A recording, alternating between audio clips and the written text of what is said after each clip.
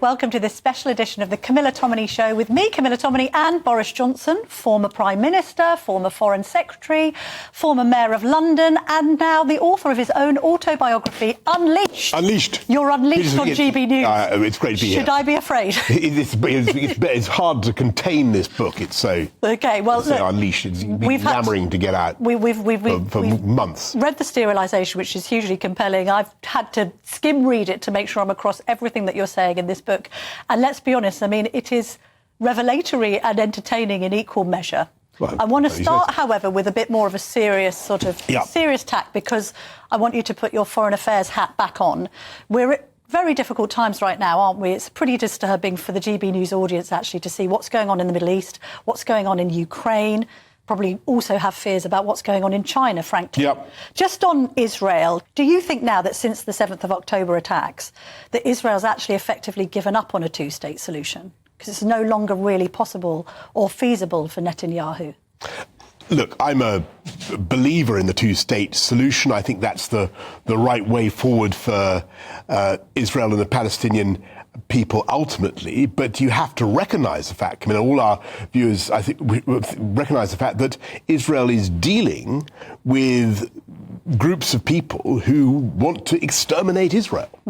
And they include Hamas, they include Hezbollah, they include the mullahs of Tehran, and they have a policy. It's not just rhetoric. They have a policy of extermination, of wiping Israel from the map. And so, yes, of course, it's important to produce a just and lasting solution for the Palestinian people.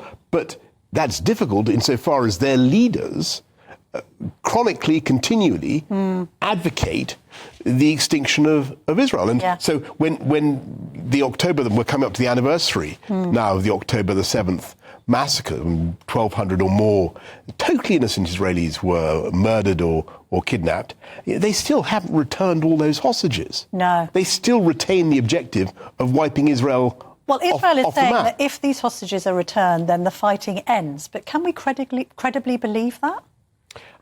I think that's very likely. I think that of course, the heart bleeds for the people of Gaza. The heart bleeds for the suffering of the Palestinian people.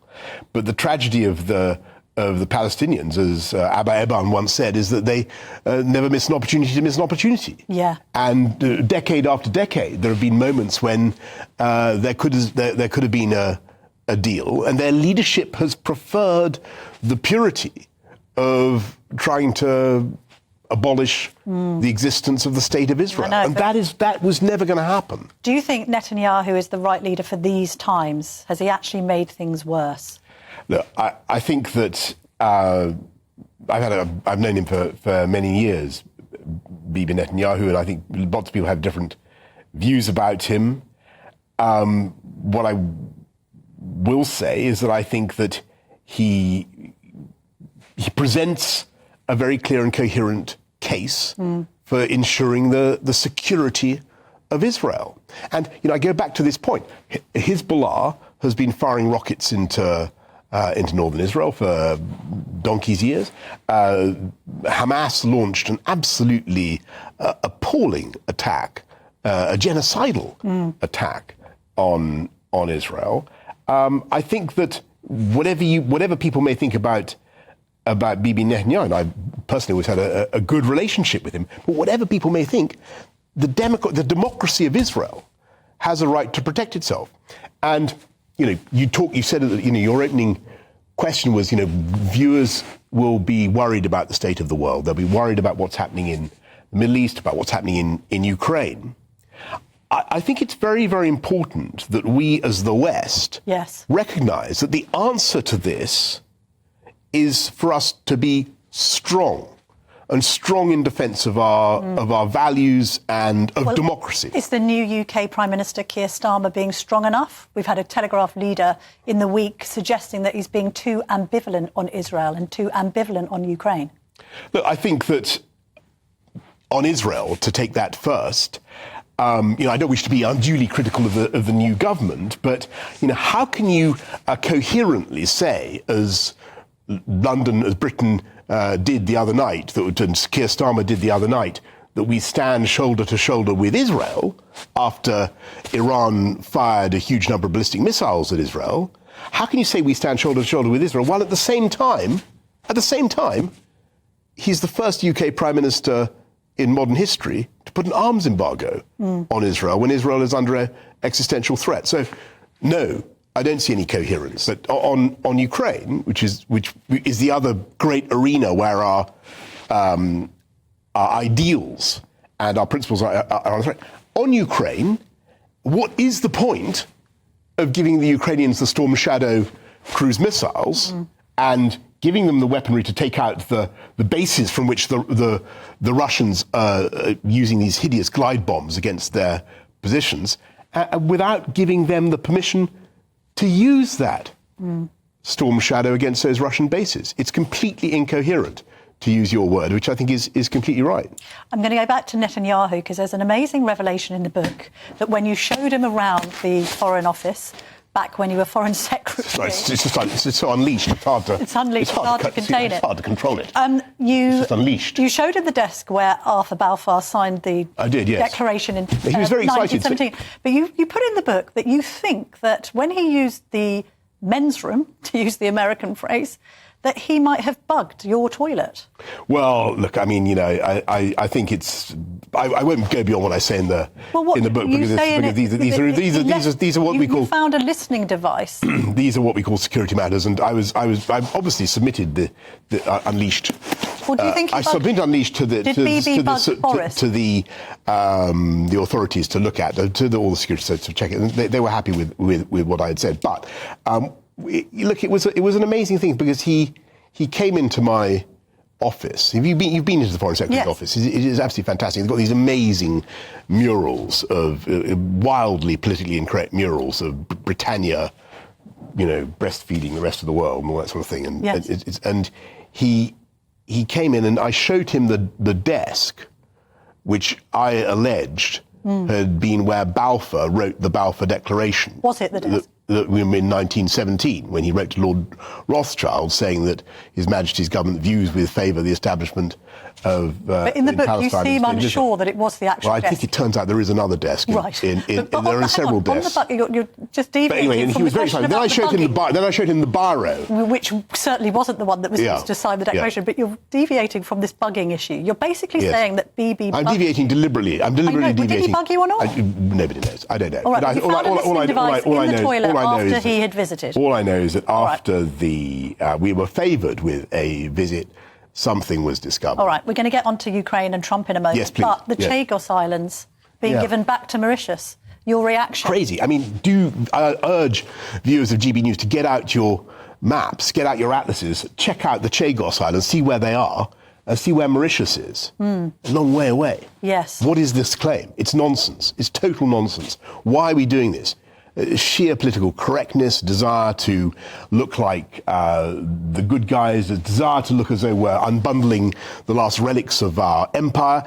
It's nonsense. It's a bad idea in hard geopolitical terms, because the base in Diego Garcia, as I'm sure you know, or for all our viewers know, is of huge strategic importance for the US, for the West. And it's a key component of the Anglo-American alliance. It's one of the things we bring to the table, has been for decades. That base, why are we trading away our sovereignty over Chagos? Completely the wrong thing to do. And there's also that strategic reason. About China. The point that you make is absolutely right. With the best will in the world, Mauritius is a great place, wonderful country, wonderful people. But, of course, you hand over sovereignty to another jurisdiction, you don't know who's ultimately going to be pulling the strings. So, terrible idea geostrategically. But the thing that I really object to is it's done... There's this left liberal view that by kind of surrendering on things like this, on former colonial stuff, you kind of win points. What do you think it's virtue signaling? Yeah. People think it'll make us seem better to the rest of the world, more honourable, more decent. They don't think that. What do they think? No. They think Britain weak. They think pathetic. They think, why would you give up an asset like that? So you think this has made Starmer look a lot weaker? It doesn't. What I'm trying to. It doesn't actually. The idea that it buys us influence, that it buys us approval, that it's in the Committee of Civilized Nations, it's seen as a generous thing. It's rubbish. All right. Let's talk about somebody on the world stage who people don't regard as weak, I don't think. Putin. Yeah. What's your view? Mad, bad, or both? Putin is he's quite small, Putin. But I met him, had a long conversation with him in, I think, Berlin once. He's surprisingly small and speaks English very well. Not mad, definitely bad. He means no good for this country. He regards the United Kingdom as among their most important strategic foes, probably their most important strategic foes, which is a pity, but he's chosen that path. And he did things completely unnecessarily, the poisoning of Litvinenko, then the Salisbury poisonings, which you will remember, destroying what had been a progressive improvement in relations at the end of the Cold War. And we're now and of course invading Ukraine in 2014, and we're now in a very, very unhappy position. And you know what he is doing in Ukraine is criminal, and it is also a mistake. It's a mistake for Russia. It's a mistake for Putin. He's also getting extremely chummy, it seems, with Iran and China. Is that worrying? Yes. Is he forming a new axis of evil? I think that we are engaged in a very serious struggle between the democracies and the autocracies, and they point to our failings, and they say, "Oh, you know, look at America, ridiculous. You have a president who refuses to accept the outcome of the election. You have a gigantic presidential voting system where only it's decided by 30,000 people in a tiny handful of districts. Or you look at Great Britain, where they have a huge turnover of conservative prime ministers. One of whom, you know, and they say democracy is not producing stability. And they say, look at us, stability. But I would say to you, actually, if you look at the way the democracy and the autocracies compare, you look at where people really want to live, which countries they want to send their kids to university to, which countries produce the breakthroughs, which countries produce the great pop music. Yeah, it's the democracies, isn't it? Sure, but then who listens to Russian techno funk? I know, but then you detail in the book. You know, Syria and this idea that actually the West trying to enforce regime change doesn't even worse. You know, this idea that we can enforce regime change in, say, Iran. Yeah, I think that the Iraq experiment in 2003 really showed the limits of that project, and you can't impose democracy from 30,000 feet. And we tried it, and we got rid of a regime in Iraq. And I don't think anybody could really pretend that it was wholly beneficial for the people of Iraq, certainly not in the short or medium term. There were many casualties. There was a great deal of suffering. It led to a period of huge instability in the Middle East. And you look at somewhere like Libya, where we did it again. You know, we got rid of Gaddafi, but you go to Libya today, it is not a conspicuously happy, prosperous, successful, or united country. Obviously, and you know, so it's very, very difficult. You can't do nothing, because that's also a disaster. But to try to impose your own regime, your own favoured successor, as we did in Iraq, as we hope to do in Libya, That also doesn't work. But I think what happened after those failures is that we then retreated too much. And so when it came to Syria in 2013, when Assad bombed his own people, I think we were too hesitant. We didn't punish him with chemical weapons. Yes. We didn't punish him. We allowed him to cross our red lines, and we did. Well, nothing. on that, you're very critical of the Obama administration. I thought, let's bring American politics into this. Yes. The presidential race is on. In earnest, it is, yes. It? Do you think the world is going to be safer under a second Trump presidency or Kamala Harris? Look, I think it's very, very important that even, has-been politicians, there has been prime ministers, don't engage, such as myself. America is a great, friendly Well, you were democracy. born in America. You once had US citizenship. I If did. you hadn't renounced it, you would have a vote in. I know, it's the most expensive decision I ever made because being born in America, do you know what they did? They then pursued me for the tax on, even though I was mayor of London. This does happen. But back to They Trump, pursued me for the capital gains tax. You were described once as Britain Trump. I don't know whether you like that moniker or not. I think that these types of analogies are very perilous. Okay. Between the UK and America. So what I was going to say was, so you were going to ask about Trump versus Harris. Trump versus Harris. What's preferable for the world? What I was saying in a roundabout way is that I don't want to get drawn into either candidate, but what I will say is that I do think I only met Kamala Harris once, I think. And she seemed very nice. But what I will say about Donald Trump on the foreign stage, and get back to your real question, or the anxiety about the world today,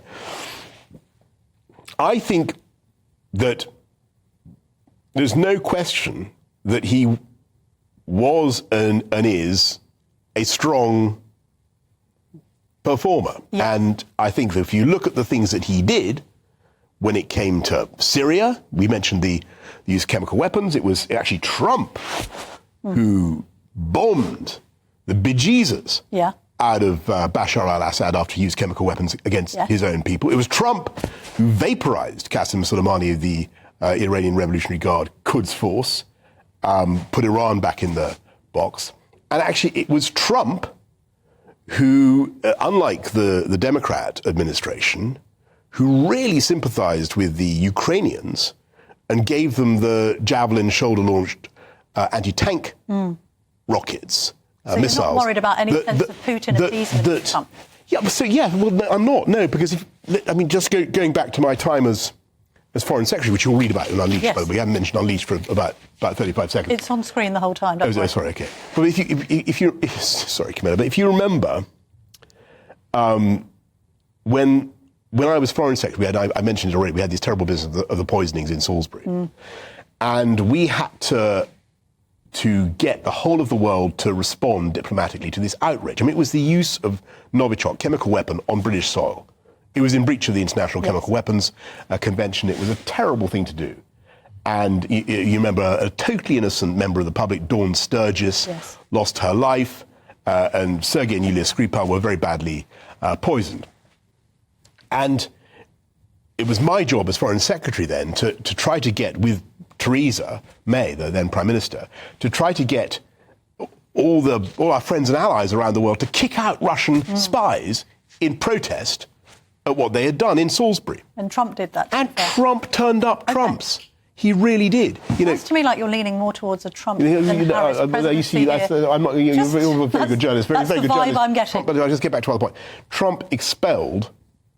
They went way over our expectations. All right. They so you're saying 60 Ukraine and Russians. Zelensky are safe with a potential Trump presidency? I believe very strongly that it will not be Donald Trump's agenda to come into the White House again and be the president who allows the Soviet empire to be rebuilt. Okay. And that you don't make America great again by making the Soviet empire great again.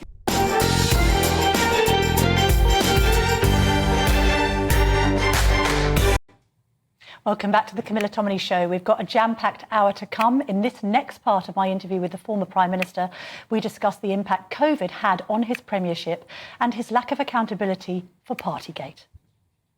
You admit in the book that you came close to carking it, as you say it, when you Yes. had COVID and ended up in intensive care. Many people have said since, should you have returned to work so quickly? Did it impair your judgment? Might it have been a better idea at the time, considering how ill you were, to have stepped down at that point? No, I think that would have been a mistake, and I don't think there was any need to do that at all. What is true is that I was pretty groggy in the first few weeks. Did it impair your judgment, do you think? I don't think so. No. I think what is true is that, as you know, I'm sure many of our viewers will remember, it does. If you get it badly, it really does knock you out. I did take a few weeks to be fully fit again, but you know, there's some rule about coming out of ICU, how many days you spend in ICU, and then times it by 7 whatever per week, it is, whatever. But I say that because when you reflect on your pandemic legacy, it doesn't look great.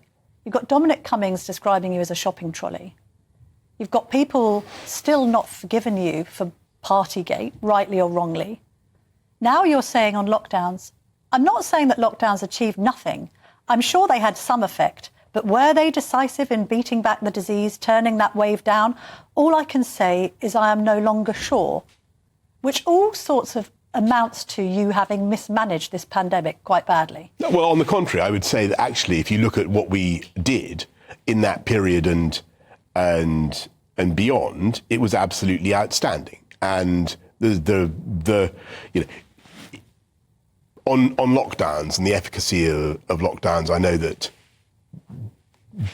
you know, sainted colleagues on GB News and you and viewers will have different opinions about whether they were the right thing to do. The suggestion is the cure was worse than the disease. And I've heard that. So let me, you know, say first of all that I do think that when you have a disease that is mysterious, whose transmission mode of transmission is really still unknown, and you know there are key things that we didn't understand about COVID. It's very frightening. And if you look at the history of pandemics, the only way to deal with that situation is to try to restrict transmission if you possibly can, and that always happens. And that is what we did. Now, my question, and I really, you know, I don't want to anticipate what Dame Heather Hallett, the head of the COVID inquiry, will say, but looking back, my question is, you know, I think the lockdowns were the right thing. I think the non-pharmaceutical interventions were the right thing to do broadly. I think it was the right thing to restrict the spread of the disease. But I think we need to try to assess, and it's very, very difficult, were they so valuable in bending the epicurve of the disease as to outweigh the disbenefit caused by the lockdown, the detriment to children's education, I mean, do you and regret everything closing else? schools now? And I think that is the calculus. That's what we really need to work out. Now, I still believe that what we did was right. On school schools, closures? I think there was a real risk, as it seemed to us at that time, that if you had schools as pools of infection, then the kids sadly would go home. They would infect the older members of their family, and many older and vulnerable people would die. And I couldn't live. Okay. And these were appallingly difficult. All right. Decisions. And I think everybody So I broadly believe that the lockdowns were right. Where I think that, and you mentioned the party or the allegations of party and partygate and so on. What I can really tell you is that I don't believe that people were partying in that sense. I don't think that people set out to break the rules in Number 10. There was a sense on the contrary. No, but hang on a minute. The reason why the public is so angry about it is because of how they suffered, how they couldn't go out, how they couldn't be with loved ones.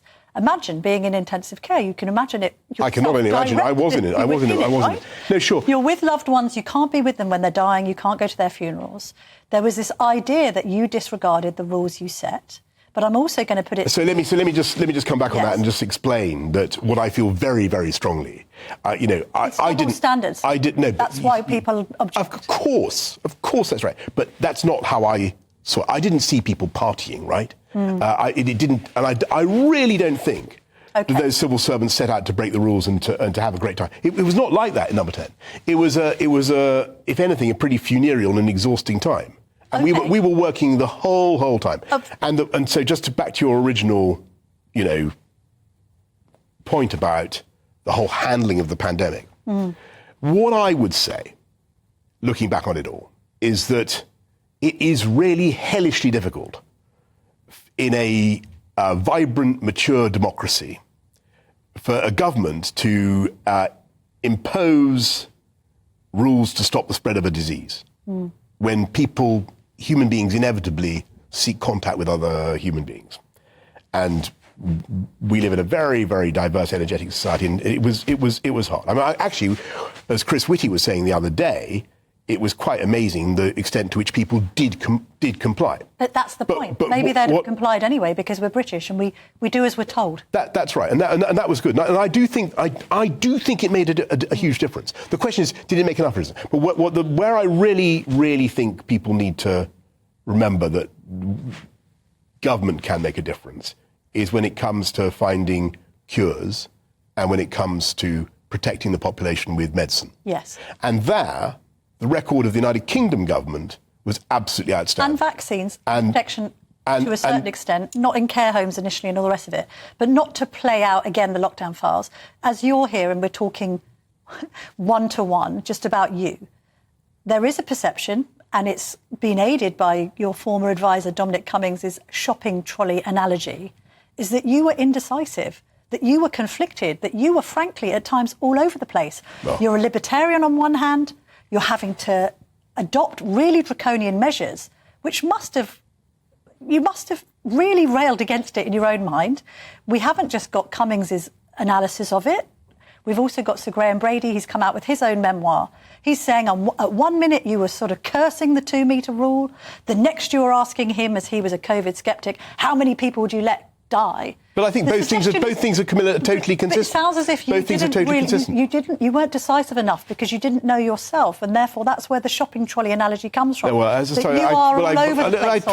totally reject that because that's total nonsense. Because any sensible we had two massively conflicting objectives, and it was absolutely irrational to try to hold unfair. Complete nonsense. Because I mean, we had to take. If you want examples of decisive action and getting things done, then look at what actually happened once the advisors that you mentioned had left Number 10, and we began the vaccine rollout. Yes. The story of this book is really about belief in Britain, and it's about a certain model of national independence. And a lot of the story, I think you read quite a bit of it, is about the fight that I had with some colleagues to make sure that after the 2016 vote to come out of the European Union, when 17.4 million people voted, biggest expression of popular will ever, for any project ever, we had to make sure that it made sense that we delivered a proper Brexit and that we actually took back control. Because you will recall coming to the. We're going to get on. But it all fits together because we had to make sure that we didn't remain locked in the lunar pull of the EU, as Starmer is now drifting back, by the way, and that we fully took back control of our laws, our borders, and our money. And the constitutional point was incredibly important. And several times during those debates, Starmer and co voted, for instance, to stay in the European Medicines Agency as part of staying in the single market and basically being run by Brussels remotely as a kind of vassal state. Now, because we didn't do that, Camilla, because we came out, we were able to do something quite extraordinary. We know that, and I know I think your role in the vaccine and Kate Biggs. I think our viewers might have forgotten. I totally get that. So, but let me quickly remind them, because I don't want to. If you were coming to this later in the show, then fine. But let me just anticipate it, because it's incredibly important. If we hadn't taken back control in that way fully, then at the end of 2020, we would not have been able to authorise AstraZeneca and Pfizer faster than any other European country. No, because it's incredible. Hang on a minute. No, the point is, and we can talk about Brexit, but Brexit didn't cost you your premiership. COVID did, and Partygate did. I know we can talk about Chris Pincher, but your own closest advisor suggested that you had mismanaged the pandemic, and then, unfortunately, I mean, do you agree with me that if it wasn't for COVID, you could still be Prime Minister right now? Look, I think there were all sorts of things that contributed to my leaving Number 10. But I just want to go. I think a massive part of it. What the point I want to make to you, and what I'm is that without the I think people, actually fair-minded people, would say no, because actually if you look at what we did with the vaccine rollout, it was absolutely outstanding. And it's very, very important to get this point, because we're going to lose it again. And I beg you to follow it, because unless we keep that proper control, we won't be able to do things like that again.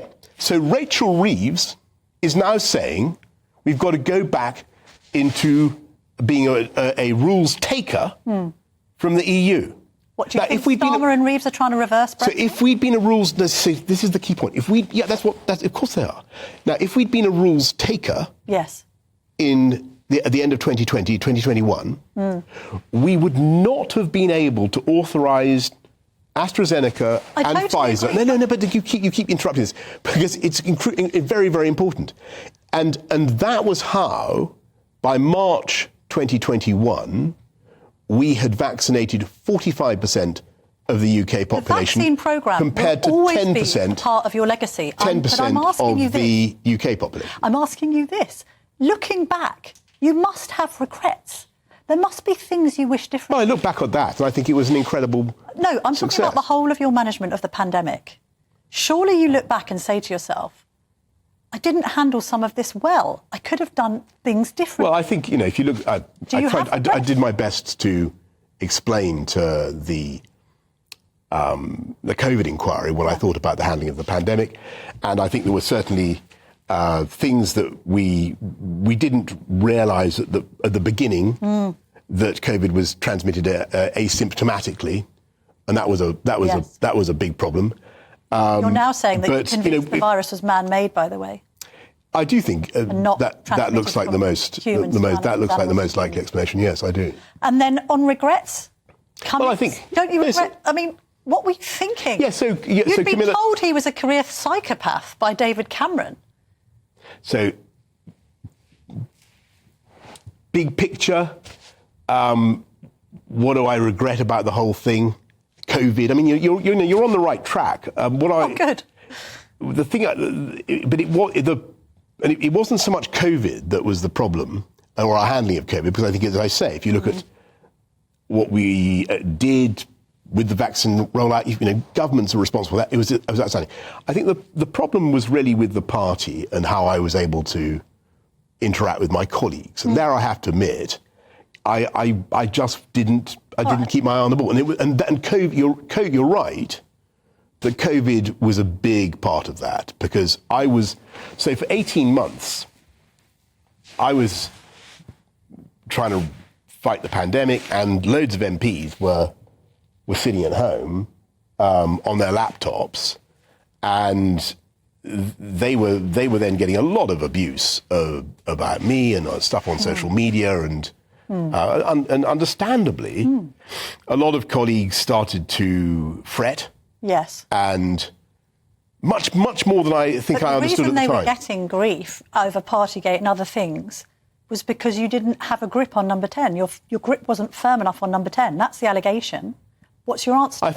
I think that the problem was really that I wasn't able to go and put an arm around colleagues and reassure them about everything. And I think that they became very fractious. In the next part of my interview with the former Prime Minister, Boris Johnson, we look at his tumultuous relationship with Tory colleagues, whether Brexit has gone far enough, and his belief that Starmer is trying to get us back into the EU. Let's take a look. If you look at the circumstances of my removal, I mean, I'm absolutely convinced, by the way, that if we'd been able to hang on from 2022, summer 2022 onwards, things We would have defeated the inflation problem. We would have gone on, I'm sure, to win the election. Don't forget, reform, which did so much damage to the Conservatives in July 2024, was on 0%. Okay. So it's Rishi Sunak. 0% when I was Prime Minister. How much blame are we apportioning to Rishi Sunak? And we, I'm just Your saying... Your frenemy. I'm just saying that we, when I was in Downing Street, and right up until the end, we're only a handful of points behind. Okay. And there was no kind of big electoral disaster. I think, it was one of those things where, as I say in Unleashed, I think I was very complacent about managing the party. I got it wrong. I should have been in the tea rooms. I should have done more. I just didn't. I didn't. Well, maybe you trusted the wrong people. Nobody can understand for the life of them inside Tory and circles and actually outside them why on earth you brought Michael Gove back into the scene after he had knifed you so spectacularly in 2016. It's my general love of humanity. Why did you do that? Christian forgiveness. And I thought, did you think he would be across the detail more than you? I thought that he was a talent. And I still do. And keep friends close and enemies closer. I thought I think he believes in levelling up, and I think he's very good at it. If he hadn't have knifed you in 2016, and you had been Prime Minister then, again, I'll quote Brady, the former chairman of the 22, because he has this interesting theory that if you had been Prime Minister, if you had had a reversed order, you had been Prime Minister to get the Brexit deal instead of Theresa May, but Theresa May had dealt with COVID, that would have been a better sequencing. You would have got a better deal initially than her Chequers fudge, and she would have dealt better with the pandemic than you. The problem with that, I mean, it's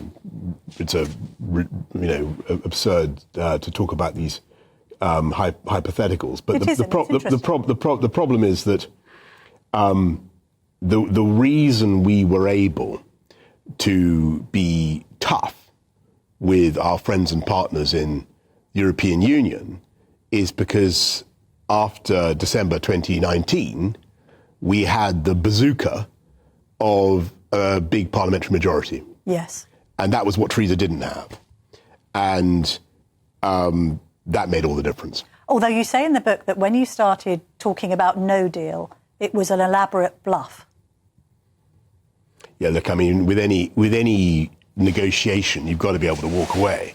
And I would have walked away, and we would have had in the book that you were bluffing. I didn't want to, but in the end, we got a good deal. This idea that you can't communicate, perhaps, with all of your Conservative colleagues. What is it then? Because we had lockdown. I know. You can't have it both ways. You can't say that we weren't observing it. We were stuck in. I was stuck in number 10. There's relationship issues with some other Tories, isn't there? We look at somebody like Lord Heseltine and what he says about you, Dominic Grieve, David Gauke, and others. What is it about you that some Tory colleagues seem to find so objectionable? Well, I think that the three characters that you mention were, apart from anything else, I mean, they've all at various times been very friendly towards me. Michael Heseltine was my predecessor in Henley. Dominic Grieve was the neighbouring MP. I know, but they've all been scathing about you. It's like Nicholas Soames as well, Churchill's grandson. Being very negative about you. What is it about you that rubs people up the wrong way? Well, I think that you have to face the fact that they had a particular view of the UK, which I don't share. I believe that we're great if we do things on our own. I think I think that national independence is extremely important.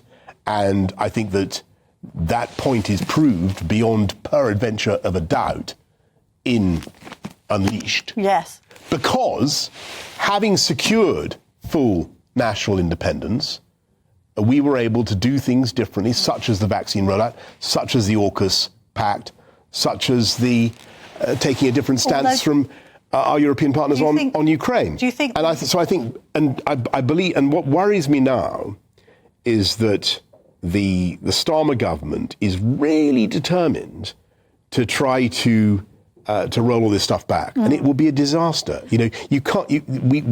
Britain, in a globalized economy, ultra-competitive globalized economy, needs to be able to do things differently. Can I just quickly give you some statistics about the European Union compared to the United States? As long as you're not filibustering. No, I'm not. It's very, very important for people to understand. Basically, since 2008, the US. In 2008, the US and the EU, including the UK, were worth about $14 trillion in accumulated GDP. Since then, together, Europe is worth about $15 trillion. Yes. The US has gone up to $26 trillion. The growth, and that's because of a very different approach to markets, to enterprise, to energy. Capitalism. They're not pursuing your completely well, they are actually self-defeating net zero promises. Well, actually, I think there's fracking till the cows come home over in America. There is a way of doing. I'm perfectly in favour of hydrocarbons as part of the transition. Yeah, you bet. But I think actually the green technology is something that offers prospect of huge numbers of jobs and growth in this country. So I see no contradiction there. But what I'm trying to say is that those dear colleagues that you mentioned are wedded to a certain view of Britain, locked in the European Union, effectively run by the European Union. Yes. I didn't think that was the right thing for this country. I fought like hell to make sure that we came out of that version. Some people might not think that we maximised our post-Brexit opportunities. And I think that we need to maximise our opportunities. We haven't, have we? Well, I think that we've done a lot of things differently already. I mean, though. We've done a lot of things differently already, and there is much more that we could do. Rishi Sunak kept on talking about free ports. I'm not sure whether that was necessarily what Leavers had signed up for. No, we kept wanted more competitive corporation tax rates. Free ports are something that we talked about. In 2016, liberalism. 2016, free ports was in the middle of our campaign. But where I agree with you very much, Camilla, and I'm sure GB News or viewers would agree too. I think that there is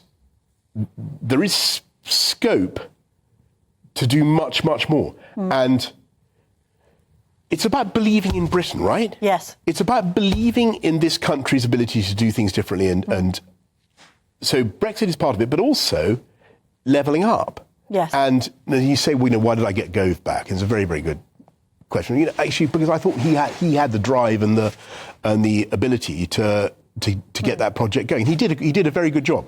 Now, levelling up is the rational thing for this country. Well, brace yourselves, because in the next part of the interview that I've conducted with Boris Johnson, we delve into Rishi Sunak's role in his downfall, his belief that he could have won the last general election if he was still in charge, and why Sue Gray was a big mistake. Have to appreciate that people watching and listening to this are angry with you, because here's a bloke who delivers an 80-seat majority in 2019, OK? The biggest popular vote share since 1979, and people looking at you say, you squandered it. You fluffed it. Well, sorry. We could have a Conservative government now. There could be no reform in Nigel Farage. There wasn't, but there was for the mistakes that Boris Johnson made. So number one. Yes, we won the biggest majority since 1979. And you threw it away. And when I was Prime Minister, the week I was Prime Minister, I had to resign because of my colleagues we have discussed. Where was reform? What percentage were they on? Well, why don't we tell our viewers? Zero. Okay, zero. You keep on talking about colleagues. Why are you avoiding my question about Rishi Sunak? I want to answer you because you said you squat. Throwing away legacies. No, yeah, right. So look at it. We not only got Brexit done, delivered full national independence, right, which was not an insignificant thing. We then used that to deliver the fastest vaccine rollout of any European country. Yes. So that we were able to have the fastest economic recovery of any G7 country. When I ceased to be Prime Minister, we had, and the contrary to the predictions of the gloomsters, we had unemployment at a 50-year low, 620,000 more people in paid employment than when I became, than before the pandemic began. Unemployment, youth unemployment at a 45-year low. So you said I was So what went wrong? The problem was unfortunately you. No, I think that, You would still be Prime Minister now if you were a better Prime Minister. I'm trying to tell you what the things that I'm proud of that we did as. I mean, who else is to blame? Let's talk about Mr. Sunak. So hang on a sec. What we also Can you did, please redress the what we issue, also Mr. did, Sunak? what we also did, rather than listing was things you've done, because you've Why listed not? them all in your book. It's available from all good bookshops. Just answer my question. Yeah, so Did Rishi you're making a Sunak- fair enough. You're making a fair point. If I was so great, how come I'm not still there? Exactly. Which is a reasonable. It's a fair point, isn't it? And I think the answer to that, sadly, is that there was an outbreak of irrationality in my party, and I think they made the wrong calculation. And you ask about Rishi and Maybe Rishi. you just weren't good enough. Maybe Well, you weren't a good enough Prime Minister. If you look at the record, Maybe you're a great writer and a good journalist. I direct you to what we did. We had the fastest vaccine rollout of any European country. I've given you the unemployment stats. We helped, by the way, to protect the independence of another European country in a way that I don't think would have happened if I hadn't been there. Okay. And we could go on listing your successes. Yes, we had neighbourhood crime down 31%. We could list all of your we were on successes track now. Yeah, yes, I do. If you ask me, if you really push me to say, was it all a terrible mistake to kick me out? Yes, I think it was. But was that Rishi Sunak? I think it was a goof. And yes, I think he was badly advised. Badly advised? I think he was badly advised. I think he was. Well, what role did he play in your downfall? The role of one of the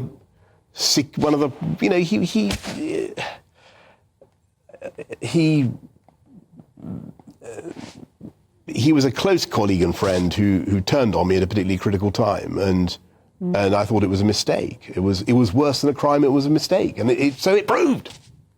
So you think if you were still in power, you'd have won the last general election? I think we would have had a very good shot. Yes, I think we would. I mean, just remind you, we were only a handful of points behind in the polls. Nothing like the huge gaps that opened up, and reform, which is we were discussing earlier. Yes. Was on zero. Well, how do you solve hovering the problem around like Nigel Farage and as a Conservative leader? Do you have to bring him into the tent? I know that he's a beloved colleague on this sofa. Does he appear on this sofa? Sometimes. I treat him as impartially as I'm treating you, though. Yes, no, good. So what I want to say is, I think Conservatives have got to be conservative and talk about the things they believe in, and I don't think you can win by trying to piggyback or absorb the. No, but you did a deal with him in 2019. Doesn't the next Conservative leader just have to do a deal? No, I didn't do any deal. Well, he stood down in a number of Brexit seats. Come on.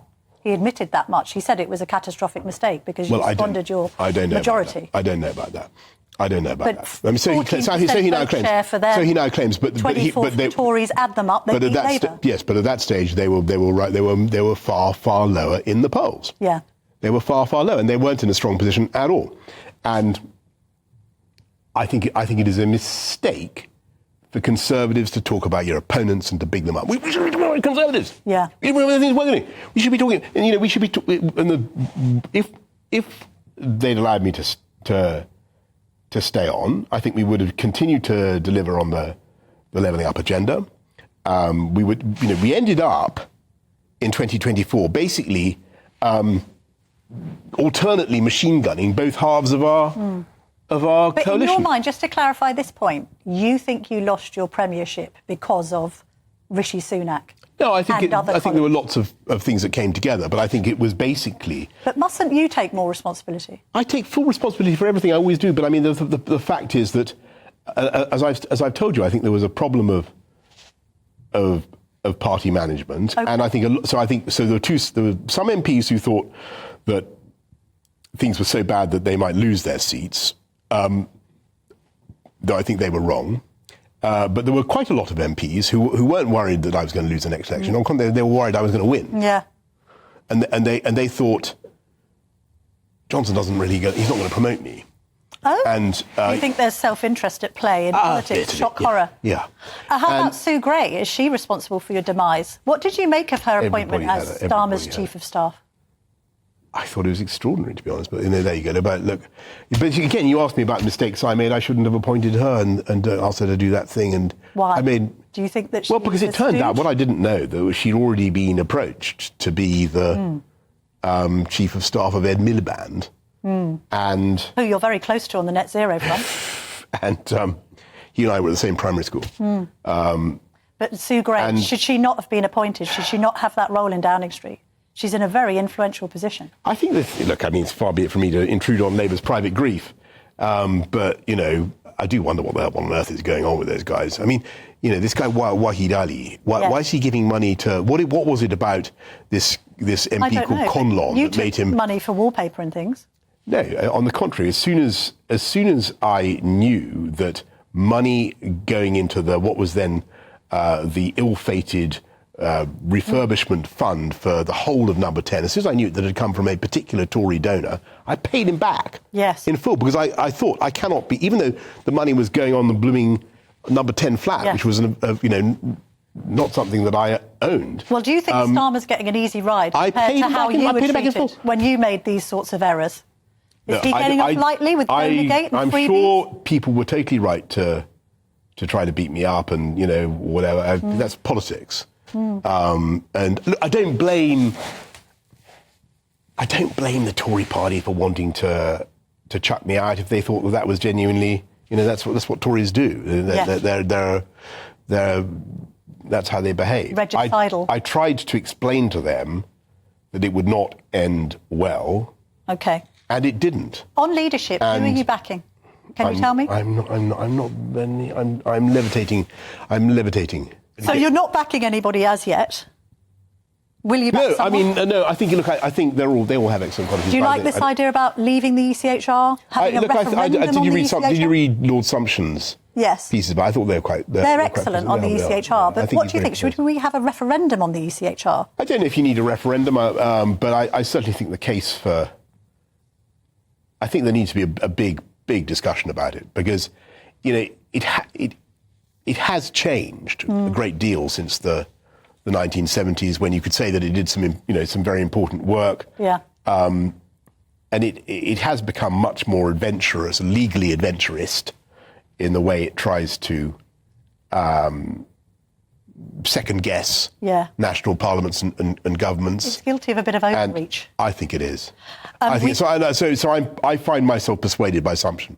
In this next part of my interview with the former PM, we discuss his warm relationship with Queen Elizabeth II and why he thinks Harry and Meghan are brilliant. What did you mean when you said you wanted to be a world king? Who says I said that? My sister Rachel. Well, get her. She claims I said that when I was 4 years old. Oh, didn't you say it? You need to get her on the couch. But didn't you always have ambitions to be a prime minister? No, actually, I remember thinking very clearly when I was Mayor of London that this was probably the last big job I'd do.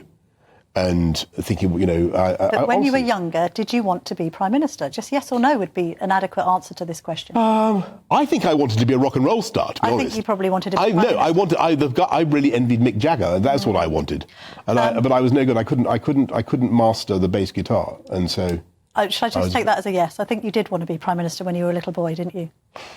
Honestly, I wasn't. What does world king mean? That's a very good question. But I was. But since you ask, I did. I have chaired the UN Security Council. Yes. I was and done all sorts of things. And you're highly ambitious and competitive, she says. Well, she can talk. At the top of the Johnson tree. She can talk. Well. Have you seen her on SAS? Yes. Celebrity. She's very good on it. She's very good. Will you go on something like that? Can we see you on Strictly Come Dancing anytime soon? I wouldn't be any good. I'll ask you about your programme. Have you done Strictly Come Dancing? No, I haven't been asked. I think I think the country's suffered enough, to be honest. You'd be very good on Strictly Come Dancing. You write extremely movingly. You're diverting again. You're doing this thing of deflection. You write very movingly about your relationship with Queen Elizabeth II. Should you have revealed she had bone cancer? Nobody knew that. I don't think I was the first to put that in public domain. I think... all right. I think that... Did you have a bit of a testy relationship with King Charles? Did you get on with the Queen and Prince Philip a bit better than... No, I think... Look, I mean, what's certainly fair to say is that I used to see the Queen every week. Yes. And that was one of the great joys of the job, because it was kind of free psychotherapy. Yeah. And there was no confession so appalling that, you know, she'd heard it all before, right? Would you say she had her work cut out with you? compared to other prime ministers? I don't know. You'd have to. Well, I don't know. But she was always. Look, she was. What I can say is she was always very supportive and kindly, and full of really good advice. And so she wouldn't. You know, I sort of have a fair idea of what she thought about lots of things, but she wouldn't really reveal her hand much. But she would. You indicate that she's a bit Brexity. No, I wouldn't go into her political views, and that wouldn't be right. Also, you say in the book about you think that she did hold on. She was very ill, but she was as sharp as a tack towards the end. Yeah.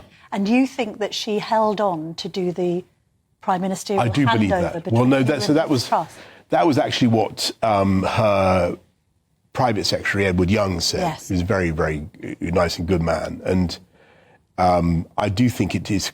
He said that you know, she had been unwell for a long time, but she was absolutely determined to fulfil her constitutional duty, which was to oversee the peaceful transfer of power from one administration to the next. And she did that. And doing also her duty till the very last. Absolutely. And she was, and she also, I think, to add to her already record-breaking tally of prime ministers who'd served under her, she probably wanted one more. From 55 to 56. Or whatever it was, yes. Speaking of the Royals, tell us about your manly pep talk with Prince Harry. Yes, well, this was totally ignominious, totally feeble, and this was all my idea, not at the behest of the Crown or anything, the palace or anything like that. Prince Harry and Meghan, in my view, they came to an event we did for female education. There's a huge chapter about female. I think you may not. Yes, no, I have read that bit because it's in the Foreign Affairs bit. Yeah. And they were brilliant, and she was particularly good and articulate and on it and on the detail. So you got on quite well. And with Meghan. I got on well with both of them. And I also worked with Harry when he did his Invictus Games for disabled veterans in the Olympic Park. And so, in a sort of fit of pomposity, I thought, this national asset is leaving our country. I think he's a force on the whole, could be on the whole a force for good. I'm going to try and discourage him. And so I had a pathetic attempt at that. It didn't work. No. And there you go. I failed to avert Megxit, but I did deliver Brexit. We've still got lots more to come in the next hour. We're going to reveal the final part of my interview with the former Prime Minister, Boris Johnson, what lies ahead for a man with many ambitions. And I'll be joined by a punchy panel to dissect some of the best parts of the interview. But first, let's hear what Boris has to say on his legacy and his future. I know you hate talking about personal things and your wife and your children, but I did want to just ask you what it's like being a dad second time round. Do you do things differently when you're a parent in your 50s? God, the great thing about Mother Nature wipes the slate of memory. You have no idea. And that's why you keep doing it, because you forget how exhausting it is. Yes. Is it more exhausting this time? I don't know.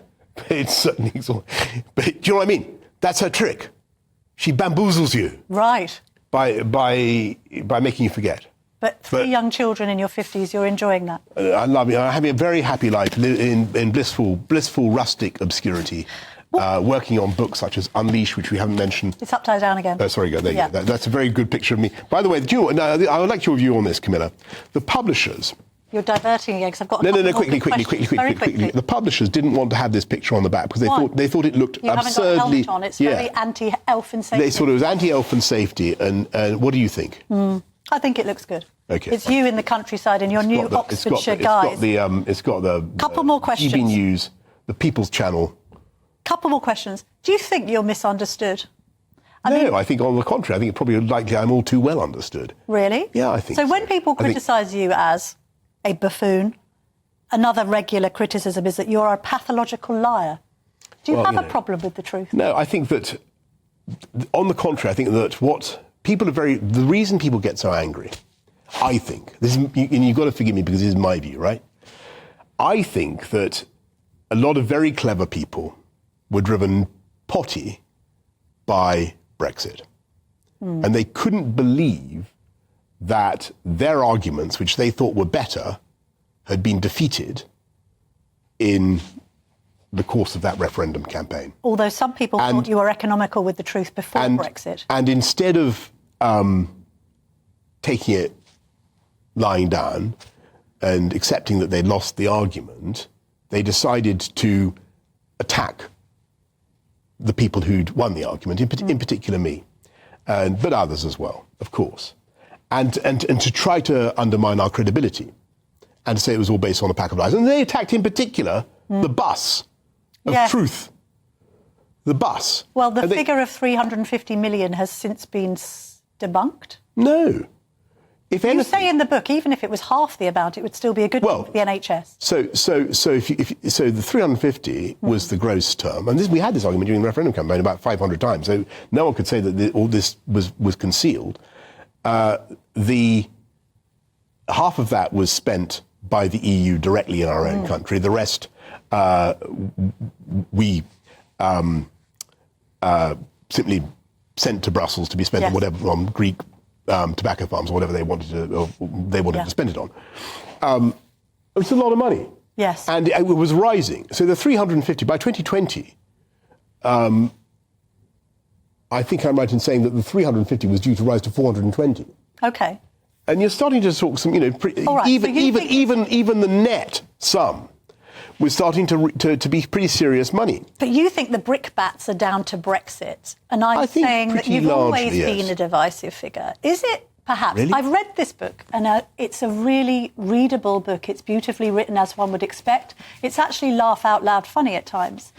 But does it betray the fact that there's a lack of seriousness about you that was ill-suited to you having the highest office in the land? No, because as I think we've exhaustively demonstrated in the course of this conversation, Camilla, in spite of some appallingly difficult times and a pandemic and coming at the end of a long period of Tory government, we got some pretty astonishing things done. What would you like your legacy to be? Is it delivering Brexit? Is it levelling up? Is it the vaccine? I think that all three of those were incredibly difficult to do, as was mustering a coalition of support for Ukraine. Yes. But I'm proud of them. Those four things. Yes. It is levelling up that is still the work in progress. It is happening. I mean, what's so sad about what's happening right now in the UK is that, we've junked some of the infrastructure stuff. When I was, what do you mean, HS2? Yeah, and the Northern Powerhouse Rail. Yeah. This is crucial. Why should London and the South East be the only parts of the country to have really, really good mass transit systems? Yes. But the rest of the country is full of genius. Will say that the trouble with all of that was that you're too profligate. This was a Sunak criticism. He had to put the checkbook away. You're all for massive infrastructure projects, but they've all got to be paid for. You've got to have growth. And then you preside over a Tory administration that raises people's taxes. Yeah, and then you wonder why you're ditched. No, that certainly wasn't the reason. Or high immigration. And there was plenty of pretty relaxed about immigration, and that's one of the reasons why Reform and Farage have prospered. Because under the Conservatives, you let too many people in and didn't control the borders adequately. We did control them. What people have forgotten was that during the pandemic, immigration fell off a cliff. And nobody cared. Well, that's because the borders were all closed. And so what then? Have you ever listened Come on. Yes. And so then, since it's risen to the historically high levels of 745,000 last year. And in 2022, there was a very good reason for that. You will recall that as we came out of... No. As we came out of the pandemic, because those numbers, we agree, but what happened was the Migration Advisory Committee did allow a lot of people in because we had a total crisis with the shelves not being stacked and nobody to drive the fuel lorries and a real crisis in the labour market, which you will remember was driving inflation. Yes. And that is the number one foe of the British people and of the UK economy, because that destroys savings and greatly destroys investment and weakens the economy. So we had to stop inflation getting out of control. And so what happened was that in that particular year, the Migration Advisory Committee, I think unquestionably, allowed too many people to come in, and the numbers for social care and for some of the other categories were way too high. But that was a decision taken by agencies of the UK government, which we decided to do. It was a mistake. People can now see that. We're always quite relaxed about mass migration. And what we have now, but which we didn't have before, is legal control. Now, there's the wholly separate issue of the illegal immigrants coming from across the Channel, and there, because of Brexit, we are actually able to deal with it with the Rwanda policy. I know, but then the boat crossings increased post-Brexit. And they did. People thought it was absolutely ludicrous to suggest that we had taken back control of our borders when thousands of people are arriving by dinghy. I know, which was why it was so important for Rwanda to have the deterrent in place in the form of the Rwanda policy. And it took an amazing amount of work to get that done. And I really pay tribute to Priti Patel, and to get that thing done, to get a deal with Rwanda so that we could send people who arrived in Kent direct to Kigali. Boom. That was an amazing achievement. I know, but it now can't happen because the Tories failed. No, because Starmer's dropped it. And also because the Tories failed to win the last election. Yeah, but yes, but which you have to play a part in. No, do you want to no. You don't play any part at all in the recent election. I wasn't there. Where was I? Let me repeat my point. When I left office, when I resigned, we were a handful of points behind, right? Yes. I think in that week there was one poll that put us 2 points behind. Okay. I think you will agree that with the boundary changes and everything else, it would have been possible for me to overcome a 2-point deficit in 2.5 years. Well, you might have lost your seat, right? To be fair. I might have overcome a 2-point deficit in 2.5 years. Plus, reform was on zero, right?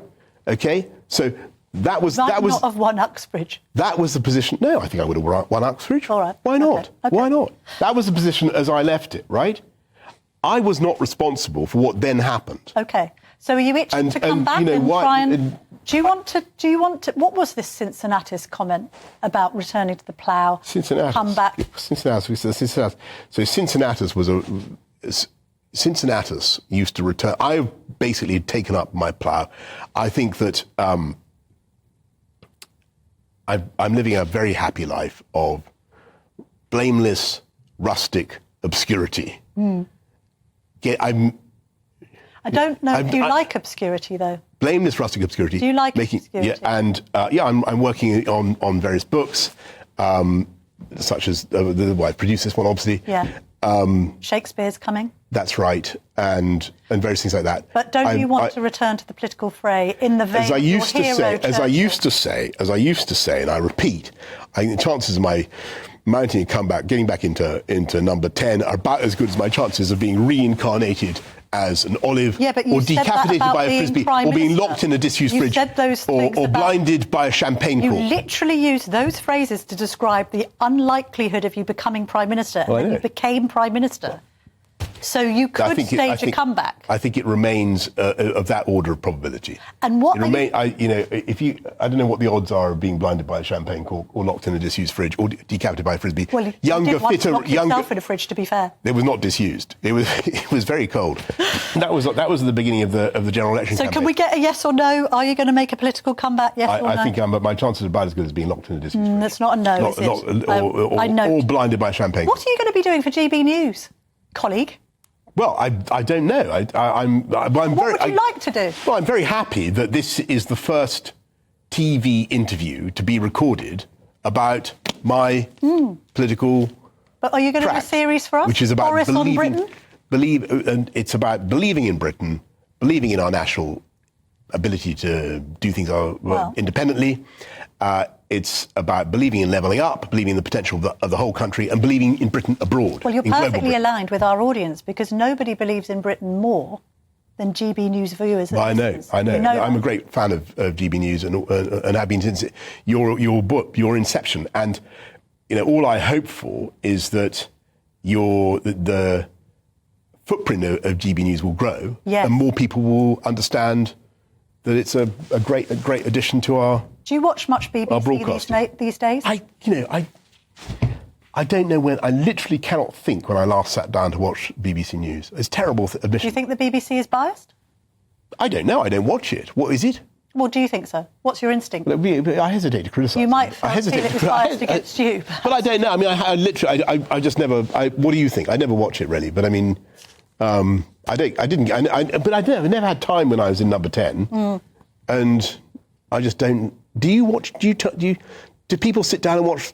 Is it at 10 o'clock? The 10 news at 10. I'm a journalist. It's a bit like a busman's holiday, but a occupational hazard. Do you actually all of the news? Really?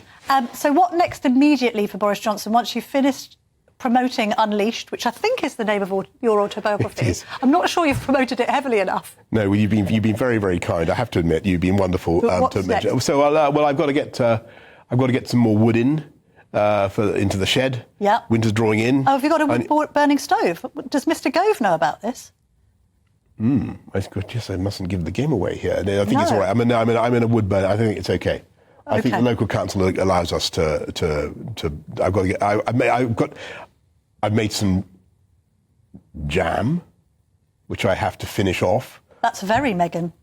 Yeah, does she make jam? Well, my problem with my jam is resolutely refuses to coagulate. Oh, so it's more, and it's sitting there in the fridge in a sort of in a kind of vat. It's nicely alliterative, though. Johnson's jam. Yeah, if you were to call it that. I could try. Is that a note upon which should we end on that sweet spot? End on that sweet spot. Thank you very much. Boris Johnson, thank you Camilla, very much indeed for see joining us. Thank you. To discuss Unleashed. Unleashed. You've been unleashed on Geopolitics Unleashed. today. It's very hard to keep this book under control. Indeed. It is. It's very hard to keep you under control in an interview setting, but we've tried our best. You've done. It's been great fun. Thank you. Thank you very much indeed. Thank you. Thank you for joining us. Thank you. Great. Thank you.